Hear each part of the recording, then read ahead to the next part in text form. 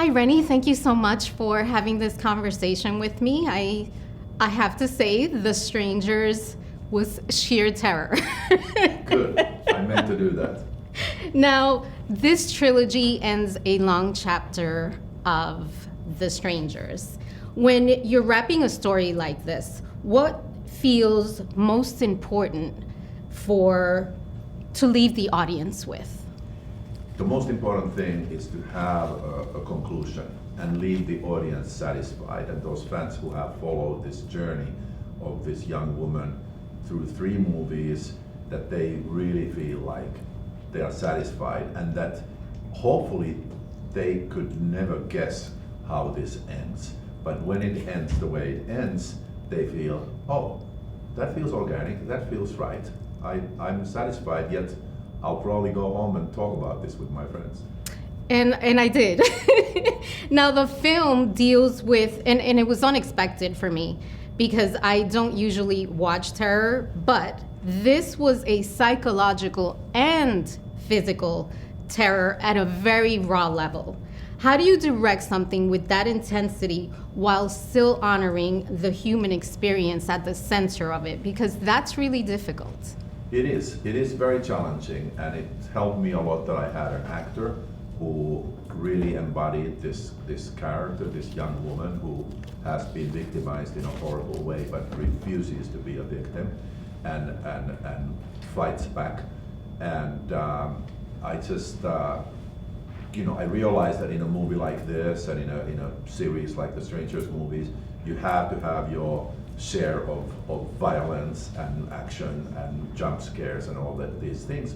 But at the same time, I try to stay very focused on the fact that it is about Maya's character. It is about her experience. And when they put the mask on her and all you see is her eyes, those eyes have to tell us what she's feeling, and we have to be able to relate to her so that we feel what she's feeling, and we are on the edge of our seat watching it. And you did such a great job, because that was an unexpected moment for me. I wasn't expecting that he was going to place the mask on her, and it was almost like we were seeing through her eyes, and it was terrifying to me.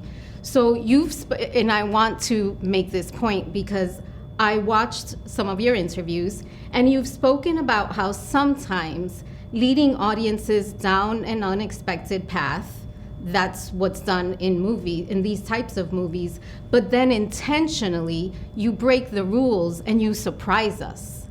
So as a storyteller, how do you decide when to honor the expectation and when to disrupt?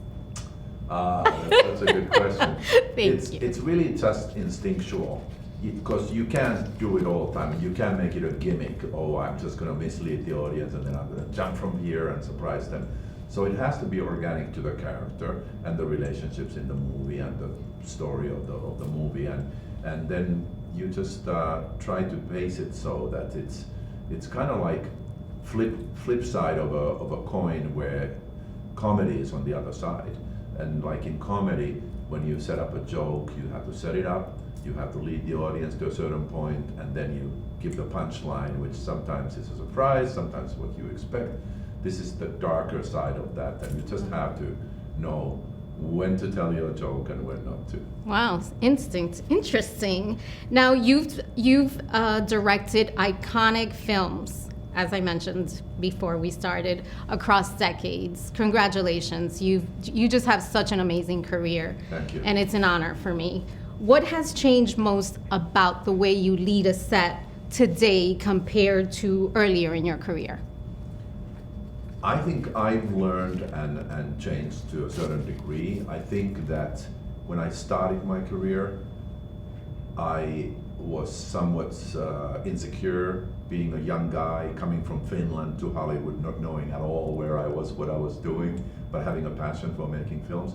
So I think at that point, I tried to hold on to everything with an iron grip and be a bigger authority than what my years allowed me to be, just to be able to keep control of that giant machines of the thousands of people working around you and the schedules and the budgets and everything. But I think that more I've gained experience, more I've realized that the best way to lead people in any situation in life is by empowering them, encouraging them, motivating them, inspiring them. And that has become, I think, my strength, where nobody has to be scared on my set. Not the actors, not the crew. Everybody's there to work together and collaborate and really be inspired to create something great. I love that. Now, when you look at this trilogy and your career broadly, what feels most true about who you are as a storyteller today compared to when you made Die Hard 2, which is one of our favorites? What feels most true to me as a storyteller? I think that I just try to choose my projects very carefully and tell stories that I truly believe in, about characters that I can relate to and I believe that the audience will relate to. And the fact that I've just, in the course of the 3.5 years when I made the Strangers trilogy, right before that I got married, I've had 2.5 babies during that time. I say 2.5 because one is going to be born now in April. Congrats! So 3 movies, 3 babies. So I've grown a lot as a person, and I feel like I have so much more to give now that I've kind of found myself and everything that I dreamed of. I love that. Well, congratulations. Thank And you. I can't let you go without mentioning this. You have worked across cultures and continents. How has a global perspective shaped the way you create stories today? I'm really privileged that I come from Finland, so very sort of Northern European sensibilities.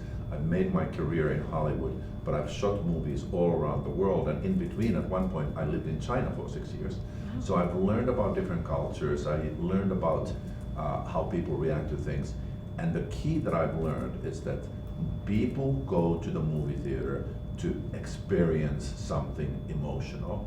People either want to cry, or laugh, or fall in love, or be scared, or be excited, but they want to feel something. Wow. And I know when I start a movie, if I don't feel that something, that emotion in the screenplay, then it's not going to be on the screen. And I remember that every day when I'm making that movie is that this movie is supposed to entertain, and there's no point in going in the movie theater if you don't feel something. Well, you answered my last question before I even asked. I was going to ask, why do you think people want to feel that fear and go see these types of movies? It's the communal experience. You go to the movie theater and there's a bunch of people around you, and you feel it when everybody's holding their breath in the theater and it's completely quiet. And then when the scare happens and everybody screams, then you kind of laugh at that because it's you kind of connect. Yeah, you connect. Yeah. And you connect. It's completely different than sitting on your couch at home and going to the fridge to get a drink and answering Hitting the pause. phone and checking messages and whatever. This is like you're there, you're concentrated, you're in that world.